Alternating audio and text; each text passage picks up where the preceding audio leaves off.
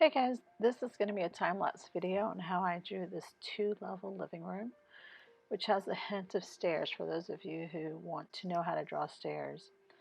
I did this room in under 4 hours using Procreate. I like that I can draw something decent in a relatively short amount of time without hauling out all my supplies, and I can work anywhere as long as I have a fully charged iPad and Apple Pencil. For those needing step-by-step instructions, you can definitely access my real-time videos through my website, which is in the link in the description below. The course there is broken down into steps that range from 10 to 15 minutes per lesson. The course covers some Procreate basics along with my favorite brushes that I like to use. It's also going to cover, how I set up the perspective, how I create boxes and make the boxes into furniture pieces, and then how I render all the furniture. You can get the course itself, or you can join the membership where you can access all my various courses. So while this is a quick conceptual perspective sketch, I can definitely make it look a lot more polished if I spend some extra time. But for now, please enjoy the time-lapse version